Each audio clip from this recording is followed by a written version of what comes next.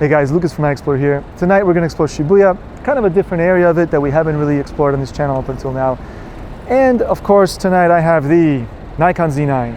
Finally got one, and you're going to be hearing all about how I absolutely love this camera. It's easily the best camera I've ever used, ever. And so you're going to hear me just gushing about it. And yeah, I have some things I don't like, but there's very few of those. It's basically all the things I love.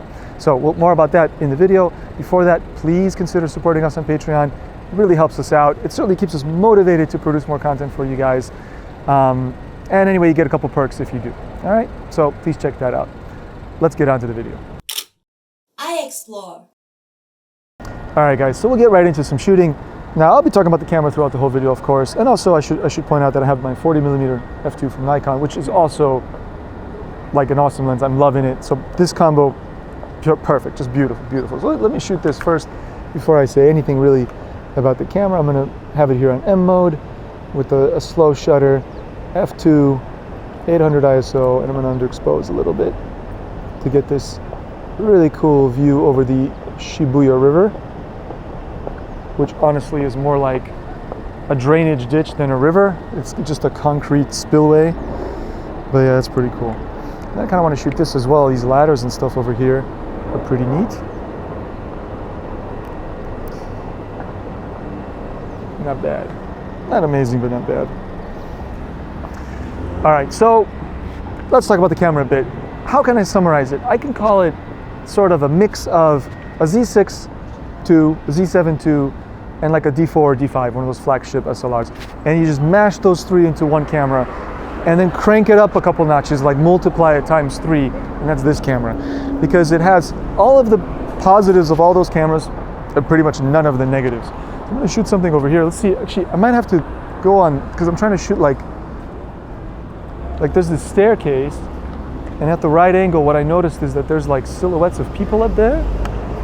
If I get in the right position, yeah, oh, there we go, that's pretty cool. Now, I just took a bunch of photos, and you guys might have realized you couldn't tell, because there's no sound, because the camera is completely silent. And that's something that blew me away about it when I got this camera. I did not expect how much I would enjoy the fact that it's completely silent. I thought it would just be like, yeah, whatever, it's silent, okay. But actually, it's really cool. Okay, maybe this next guy. All right, let's keep going. I'm not gonna keep waiting for silhouettes because it seems like it has to be really like just the right person. And I think it would be very rare to get that.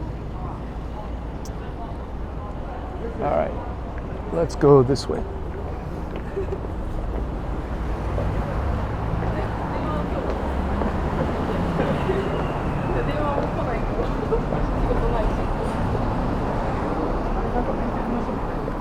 So why is it a combo of the Z6, Z7, and a D4? Well, the D4 part is obvious. I mean, it has that kind of build. It's like a flagship, you know, Nikon SLR. It's big, it's heavy, it's very well built, clearly has the weather sealing and all that in place.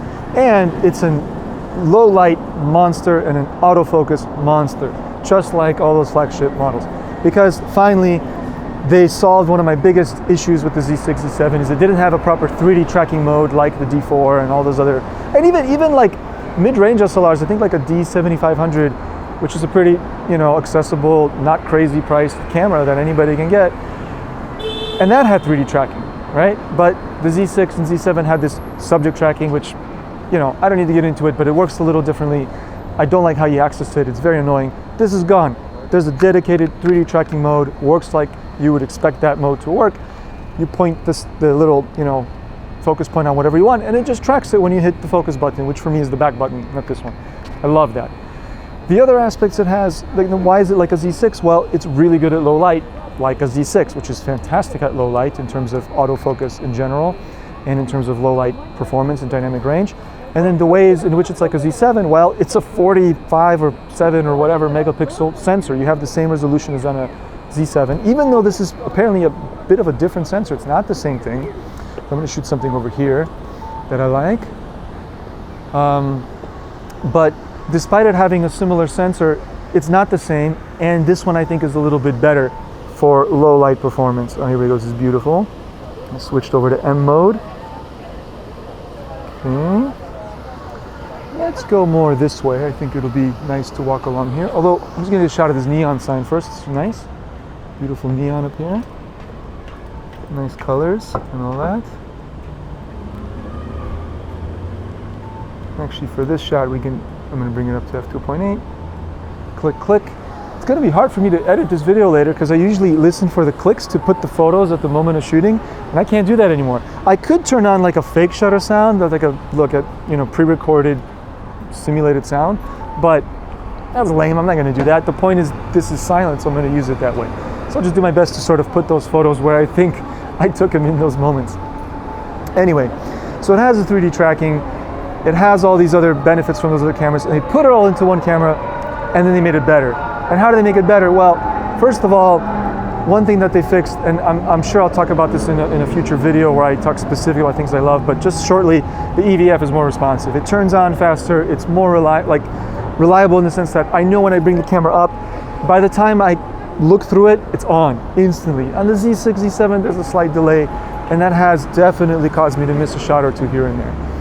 Another thing that is just incredible is the fact that I'm shooting the same resolution as on a Z7, but because of the compression modes for the RAWs files, the RAWs are like 40% smaller. So another awesome benefit. But in short, I could just summarize it as the camera just gets out of my way in all the ways that the Z6 II did get in my way. There's a lot of other little things which I'm sure will come up as we shoot, but that's the gist of it, is I finally feel like really at home on a mirrorless camera. This is what a mirrorless camera should be.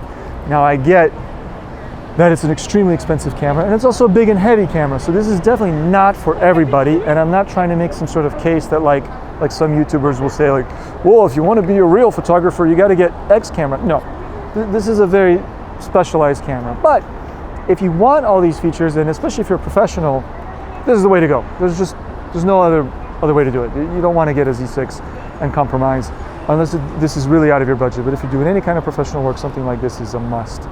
And then if you are, you know, someone who wants to splurge on a really awesome camera just for shooting hobby stuff, I think it's an amazing bang for buck, because one thing I noticed recently, just a random comparison, but I was looking around at cameras and I saw Leica Q2, which is like $1,000 more than this, and in my opinion, a lot less camera. So, you know, it's actually pretty impressive how much you get for the price, even though it is extremely expensive.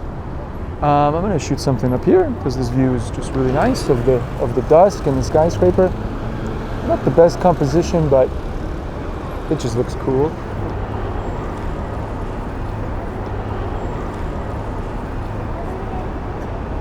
Okay, and then maybe we're going to just go in there and shoot some views of this ceiling and the people in there.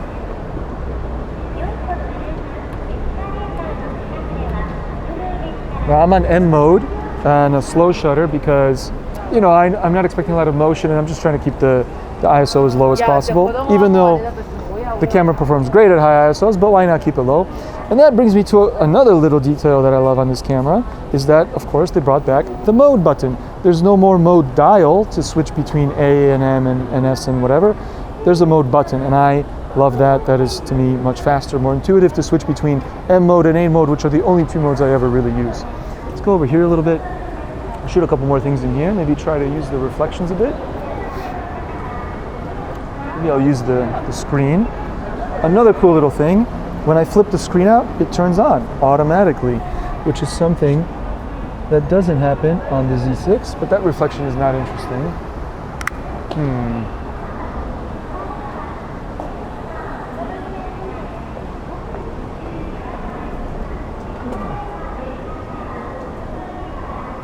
Definitely potential here,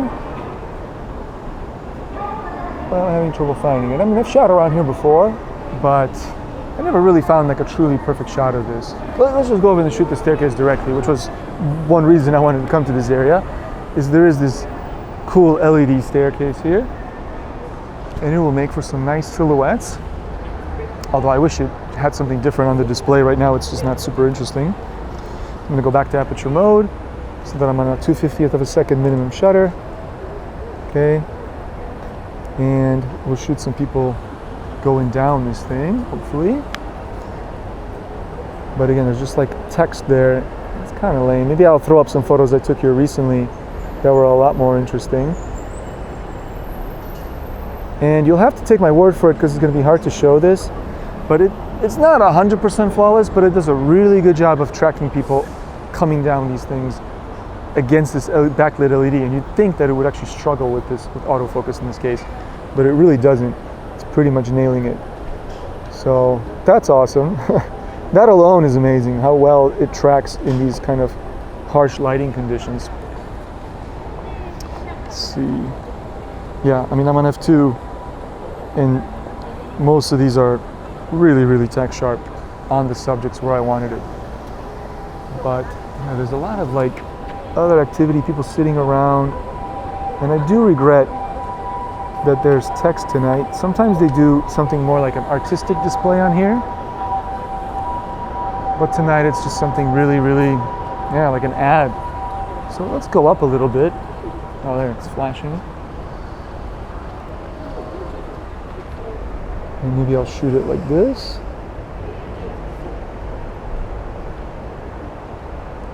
I said I'm on f2, I was actually on f2.8. Okay. Now I'm on f2. And like I wish I probably have to look into some way to like capture what's on the screen so you could just actually witness what's going on. But like right now that person went down the stairs. I put the focus point on her face. She was, you know, the lights all contrasty, silhouette, whatever, tracked her all the way down the stairs perfectly. Now, did it nail the focus? I don't know, it's kind of hard for me to tell because, you know, on the screen here, it's all dark, whatever, I have to blow it up later. But it looks like they are really sharp just looking at them at f2. So again, in terms of low light performance and AF performance, both, you know, ISO and focus and tracking, it is the best camera I've ever used by far. Like, it's not even close. Let's keep going over here.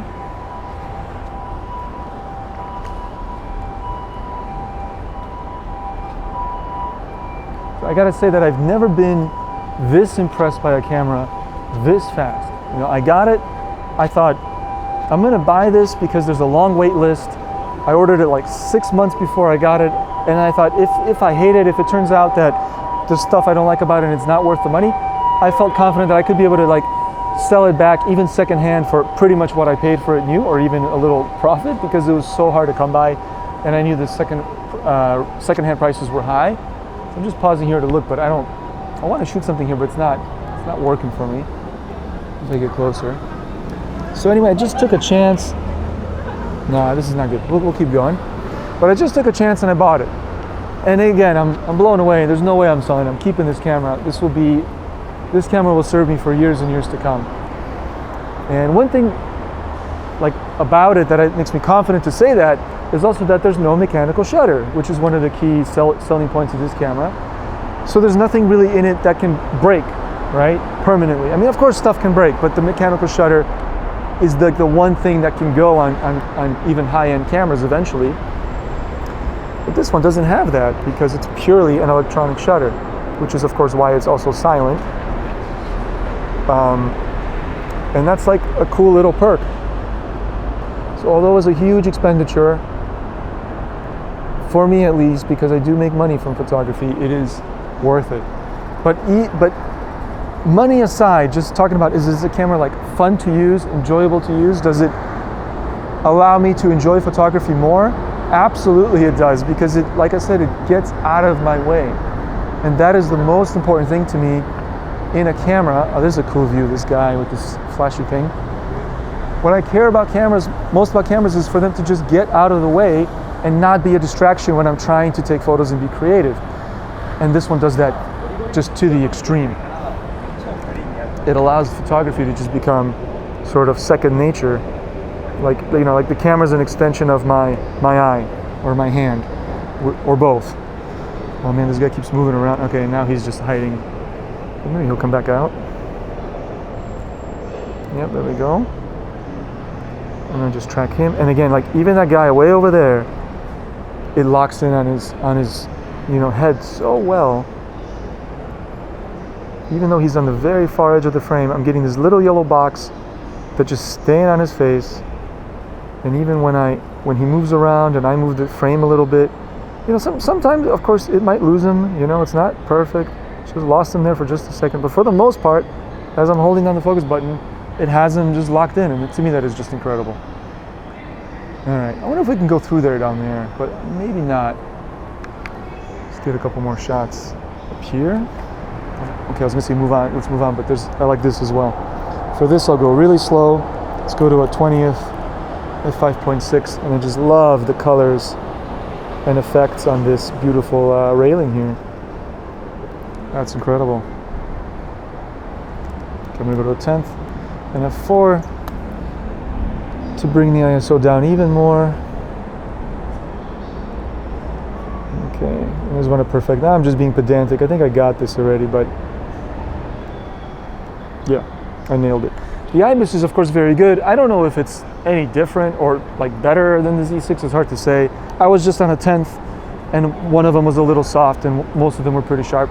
I feel like on the Z6 too, I get similar hit results where on a 10th or a 5th, you know, I can get, if I'm shooting a scene like that, I'll shoot 5 or 6, 7 shots, and inevitably at least one of them will be sharp. Some of them are blurry, and I just discard those. So, which is to me very acceptable. I mean, it doesn't like, this isn't film. It doesn't cost me anything to shoot a few more photos to make sure I get really nice sharp ones. So, yeah, I'll go back here to f2. Yeah, and then in terms of metering, I'm using the center weighted average, just like I do on my Z6 II, and I find it a little bit more accurate. I don't have to underexpose so much in nighttime shooting. I feel like if I just leave it on 0, it's still okay. Like it's fine. All right.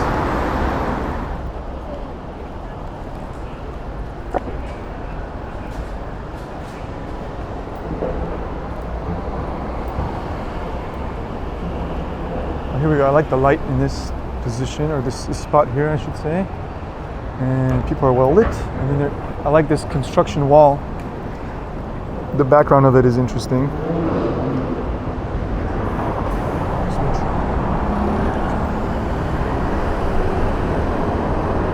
And then there's something over here that I want to shoot before we go on over there. Something that I have shot before that I forgot was here, but I just saw it, and it's this awesome graffiti wall. And yeah, so I'm going to put this on M for sure. This is an M shot on let's say a 20th f2.8. Get it nice and tight. Oh, it's still 2000 ISO. I want to get the ISO as low as possible. Beautiful. One of those perfectly sharp. Awesome. So let's go this way, and we'll get across this big road and into the heart of Shibuya. Now, some of you may be thinking like, wow, this guy's such a dork. He has this crazy high-speed, you know, camera for sports and wildlife and journalism, and he's taking photos of dingy graffiti walls on the side of Shibuya. Like, he could do that with any camera. That is 100% true. I totally agree, and I am not by any stretch of the imagination suggesting that you need this camera to shoot that, what I just shot. That's just ridiculous. But it just so happens that I have this camera, so I might as well use it, you know? Like, why not? I'm gonna speed things back up here, because I might shoot something that's moving. We're gonna go up the stairs here. Again, love this mode button with the dial. It's like this awkward thing. I have to like push the lock and then turn the dial, and I got pretty good at it, but I find the mode button a lot easier.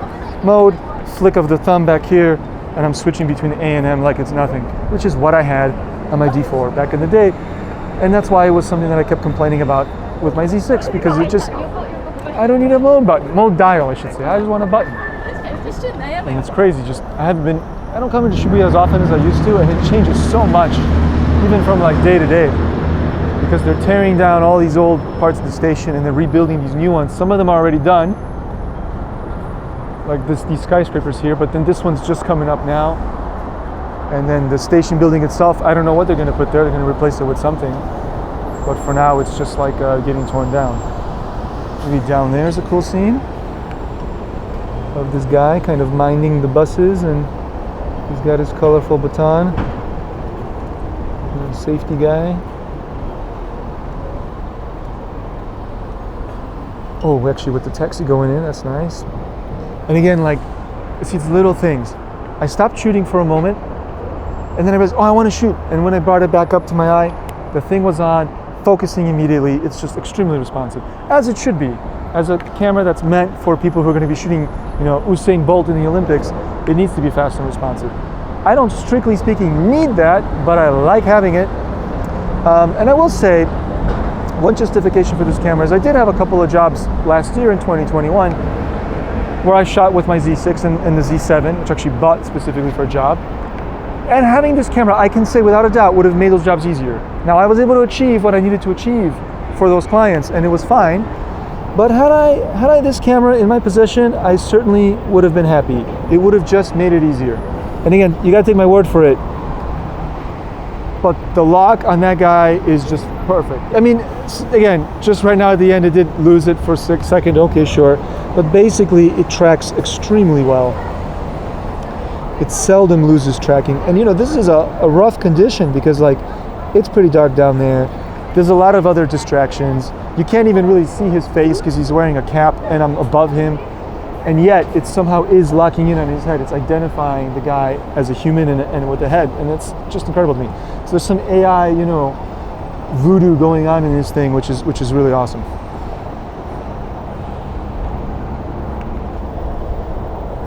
I liked when he was in the middle of the street. That was better. Let's just be patient. These buses will go, and he'll pop back out in the middle, I'm sure, in a minute. But also, I just love the colors in this scene. They're actually quite vivid because of how they're lit. There's these beautiful greens, reds, and yellows. Yeah, and now when he's a silhouette against that lighter colored asphalt, the lock is just absolutely perfect. It's like I'm in a fighter plane and the missiles are locked on. I just saw the new Top Gun the other night, so I'm all like fighter plane in my analogies. Anyway, very cool. I'd say let's move on. This is fine. We got it. I got what I wanted. Go this way.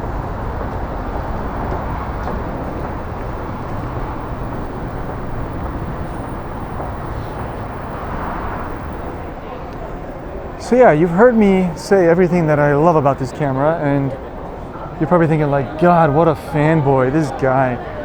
But seriously, there's very few things I can think of that are not good on this camera. I mean, the EVF also is awesome, just how bright and everything it is. You do have to turn a setting when you get the camera and it's brand new. It's set to the regular refresh rate. You have to change a setting to make it the like high refresh rate. So I think it ends up being 120 hertz, and it warns you like it's going to use more battery. But I mean, in my experience, it doesn't feel like it uses any different amount of battery. Battery life is awesome.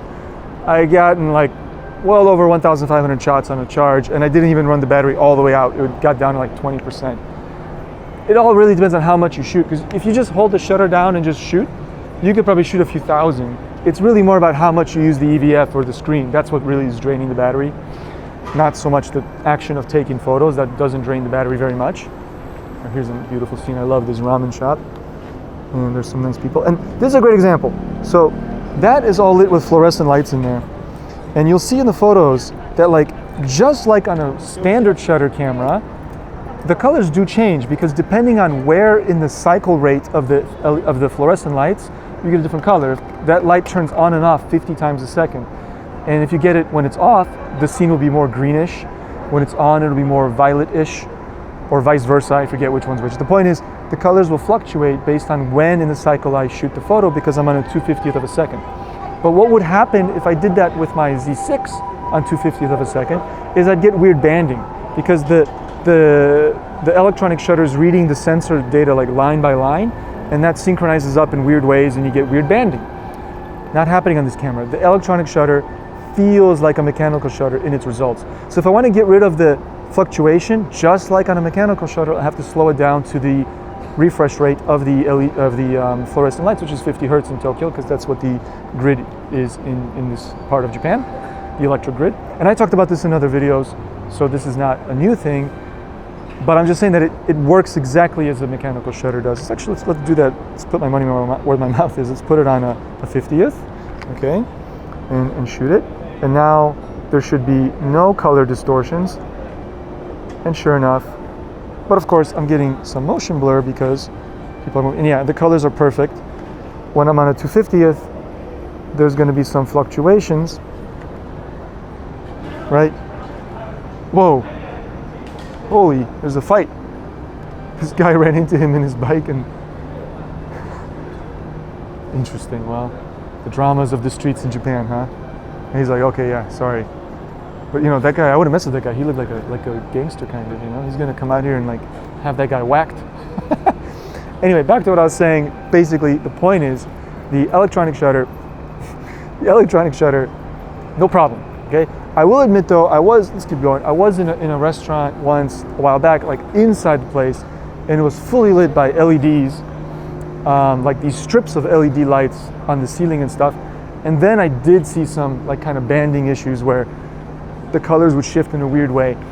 And the only way to fix that was to slow it down to a 50th of a second to get below the refresh rate of the LEDs. But I didn't have a different camera with me, so I was wondering, like, would that have happened with the Z6 and the mechanical shutter as well? Because that might have been just something more like a more severe issue. But I've used this camera to shoot a couple of events indoors that were lit by artificial lights. Sorry, there's a very loud shutter closing.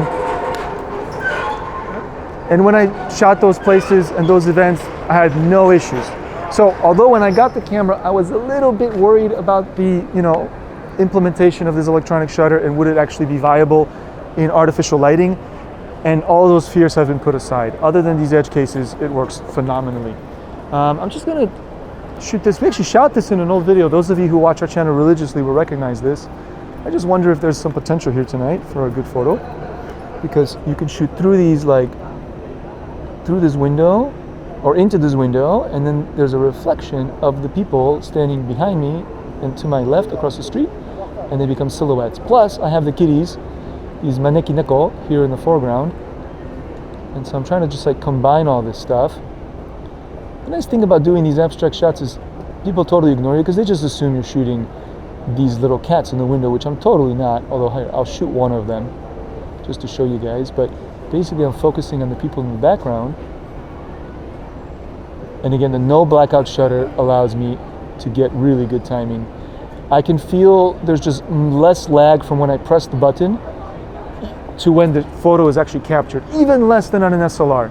Because on an SLR, the mirror has to go up first, and then the shutter can start opening, right? No mirror, and the shutter is faster. So it feels like when I hit the button, like when I see the subject where I want, and I push the shutter, boom, it's taken instantly. And that's actually amazing. It really helps with getting the absolute perfect timing. I don't have to like kind of anticipate the slight delay and kind of like eyeball it, which I felt I had to do on the Z6, Z7 all the time. Let me just see if I can get a little one more. I think the moment now is ripe. I do wish the lady was wearing like a less baggy coat so you could see her shape, or if somebody was more silhouetted. Oh, but there we go, you can see her ponytail, that's cool. All right, wow, I give up. We're not gonna beat that one to death. So guys, we'll end it here because I can keep rambling about this camera for hours and hours and hours, or any camera for that matter. I think this is a good time to stop. I'm sure there's a bunch of stuff I haven't said about it. We will be having a video soon where I just go through kind of the technical things that I love about this camera. That's gonna be out probably as our next video. And of course, you'll be seeing this camera on this channel from now on pretty much exclusively. I still have my Z6 II as a backup camera, but I'm not gonna be using it for the most part to shoot stuff because this is the new hotness right here. All right, thank you guys so much for watching. Remember, please check us out on Patreon if you can.